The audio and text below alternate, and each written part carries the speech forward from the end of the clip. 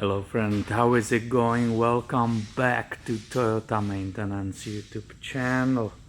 We have back this 2007 Toyota Sienna with 190,000 miles. I did a detailed inspection the other day and we were talking about that four-wheel drive system, that it's very common that rear differential, supporting arm, a bushing is bad. This one has a huge play and is ripped. You see that? That's what we discussed in the last video. I promised you if the customer comes back for this repair, I will try to schedule it the way I have extra time to film it. That happened today. So let's go and see together one of the ways to deal with this problem. Why am I saying one of the ways? Well, you can buy the whole part from Toyota, but it's extremely expensive. I was able to source the bushing only, so we will actually do the cheaper way to repair it, which actually might be in a line of your DIY methods. Obviously, why to create problems? Just replace the whole part, right? Well, the Toyota dealer, our dealer, told me it's $380 plus a tax, so that won't be very affordable way to deal with it. I see it all the time. So I took extra time. I was searching online all kinds of sources, and I have actually bushing, which I think it's a super high quality, and we will just deal with it that way to save money to the customer and also entertain you and give you ideas how to deal with it affordable way. So let me go get my support. I want to support this whole diff, rear diff, because I don't want any extra pressure on it when we will disconnect this arm. Here you can hopefully see the way I install this support in the place. And maybe let's start with these two 17mm bolts, the big ones. I'm bringing the big gun. This obviously will be tight. There are nuts on the top of the arm. Look what I have. I have a snap-on wrench. You know what's the problem? That's the only one I have. Everything else is Craftsman. I guess one day when this YouTube will start making more money, I can have more than one snap-on wrench. I shouldn't be laughing to my old jokes, but I think it's funny. After working for so long, I still have only one wrench from Snap-on. I'm not even sure how I got this one. I didn't buy it. As I said, I have all Craftsman, pretty nice tools. I like them. There's nothing wrong with them, but obviously if I work on the cars for so long, I should have a top-notch tools, and that is a Snap-on here in USA. I think, if I remember correctly, this one was forgotten. It was left in some car. Some tech forgot it there, and that's why I have this nice wrench from a Snap-on. So these are the long bolts and nuts, both 17mm. You will see the arm is moving right here, and we still have to remove the bolt and the nut which is coming through this area. Both of these are 19 millimeter. It's not 17 anymore, it's a 19. And back to the craftsman. I cannot be impressing you anymore with my expensive snap-on tools. Let's see if I loosen it enough to finish it by the hand. That's correct. This will be obviously always dirty. So look, there is an orientation of the nut with this tab, so that goes up. Here is the bolt with its washer, which I'm pulling out right now. Fortunately, there is space between the exhaust and so on, and you can see we just got out that entire arm with these weights, I will say anti-vibration weights on it. So here is basically the part you will be purchasing from Toyota, except you will be transferring these weights. It's kind of metal, heavy metal on rubber bushings. I will bet you it's for dampening any vibrations from that rear diff. For some reason the designers added that extra thing. Maybe there were some noises coming from it or something like that. Here you can see why we are changing this bushing. Well, because it's completely gone, right? I can even by the hand probably rip it out. To do working on this part easy for myself, I will remove these two 12 millimeter bolts. 1, 2. This part is asymmetrical, so I better remember or mark it somehow the way it was. Basically, that counterweight is sticking way more towards to the driver than the other way. It will be not this way, it will be towards to the driver. Okay. Anytime you deal with some aftermarket parts which are not from Toyota and not even from a normal supplier, you buy it somewhere online, I will highly recommend you, even before removing everything, check that it's absolutely identical. Observe the details, measure the outside diameter. I really compare them because this came actually from Amazon. I didn't mention that. It has its numbers 41651-58010. It's some Nisto made in Thailand. Here you can see again the number, and the seller on Amazon is selling it under this number. So here is the new bushing, and we have the arm with the old bushing. What are the steps to press out this one and press in this one? I can show you what I do, and you can try to do it same way or use your own way. So I always like to get rid of this annoying part which is in the center. So it was in beginning made to be strong, and it lasted, well, I'm pretty sure this is original, so I don't know when it failed, but it was still there, 190,000 miles. Now I start cleaning, because this is four-wheel drive vehicle, right? There will be always so much dust and dirt. What shall we grab? PB blaster maybe? Nah, one of the options, I will say. I'm trying to help myself to deal with this part. Depending where you live in the United States, let's say you live on East Coast, this bushing could be badly rusted in that aluminum arm.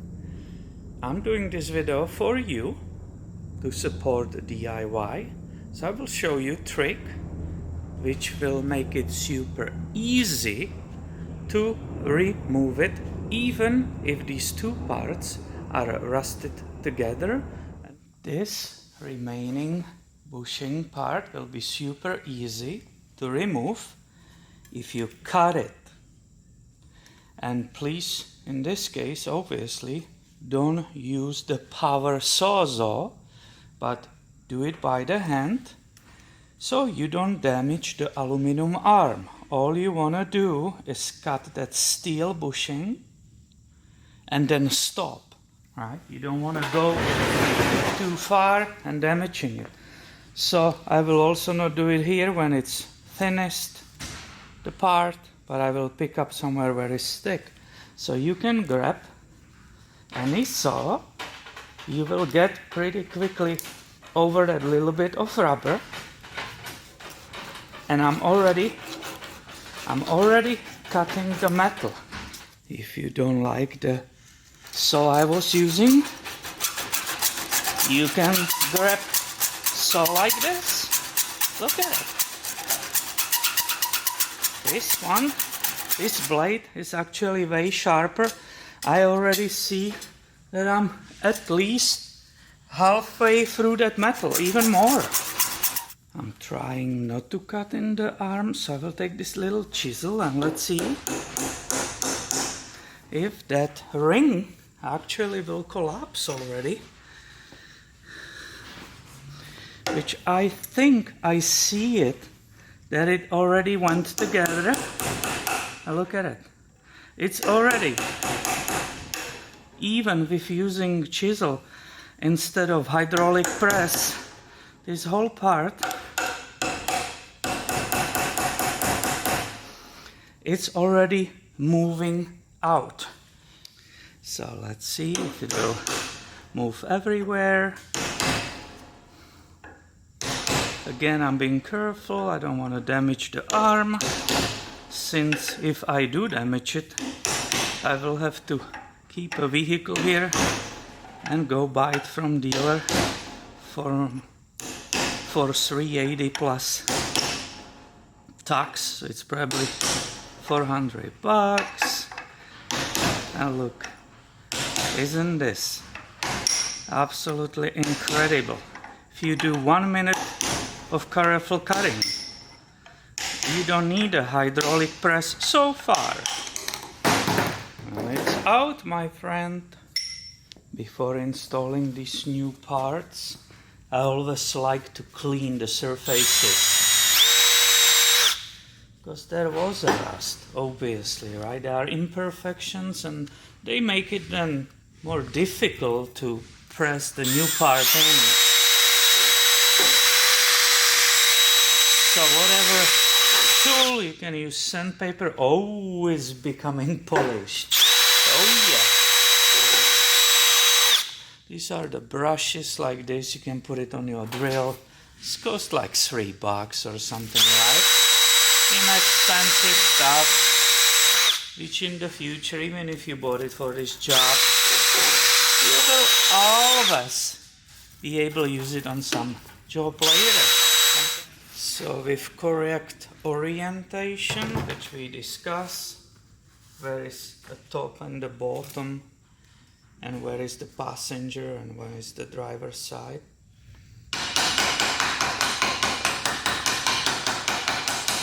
We tapped the part in, right? I have it right here with adapters. This is going to be pressed in, and I'm just looking for adapter which will be pushing only here and nicely straight press it for me down there. So shall I use these? Probably that should be fine, because every single part and project is different.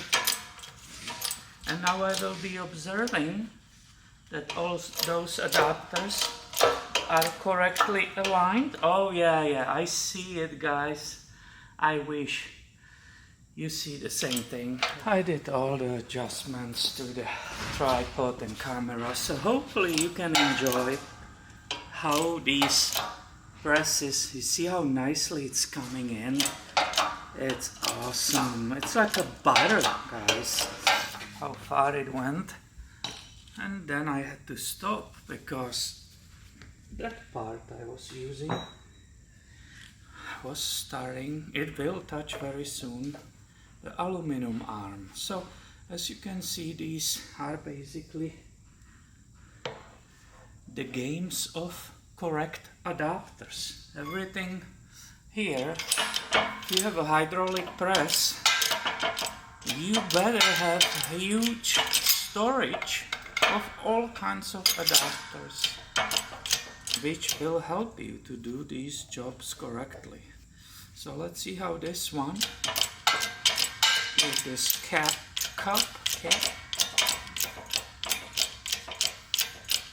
it will help us to continue. This one, fortunately, as I said, is going super smooth, this job, so far. There's not much of extra pressure needed. I will be not able to be so close to it and so on if it was under different conditions. If there was way more pressure needed, you will need a special screen. You cannot put your face close to it. But this is really coming in like it's the softest press ever. So I don't feel in any danger right here. But the safety is really important. Don't repeat after me this part. You need to stay away from it.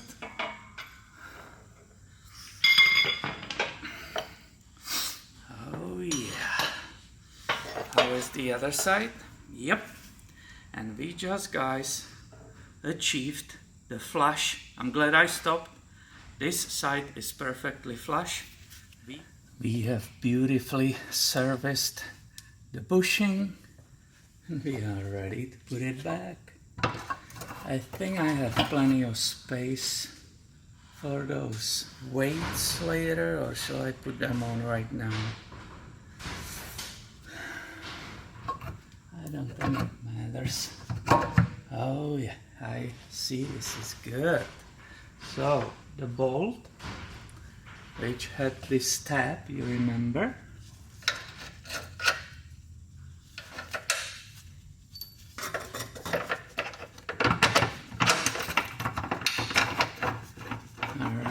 Coming in, that's that 19mm.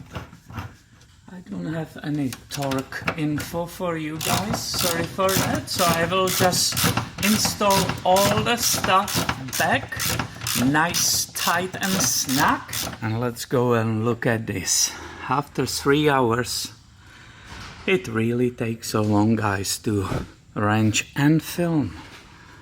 You have no idea, unless you try that, how much time is spent when you start filming some repair. So after 3 hours, we have beautiful, absolutely beautiful. Look at it. Before I grabbed it, I'm glad I did this. Look at it, there's zero movement. It is made of rubber, but you remember how much it was coming up and down? Now the rubber will just smoothen the vibration, but it will be not, the whole unit will be not bouncing up and down, up and down. This is absolutely incredible. You can see basically how much play is in the new one. Basically, what, 0.5 millimeter? Maybe. Just a little bit, just that little bit of softness of the rubber. So this is wonderful. I'm so happy I was able to film for you. I know somebody will find this helpful in the future. I just have to run. It's already 4:15. I still will be changing this rear differential oil. So here we have a drain plug. And where is my filler? Because you guys say always remove the filler first. Of course, it's right here. So first I need to crack open this. You can see there is surface rust, so you have to make sure before you drain it, you have access to the filler. I believe this one takes 1 quart exactly of the GL5 SA90. I will be using SAE75W90 full synthetic. So I gotta run because I need to let know the customer that everything's fine. The bushing was actually correct, and we can, all of us, we can keep ordering these in the future. This is a huge success. I love it. So thank you for watching, and please subscribe. I have way more coming your way soon. I will catch you later, my friend.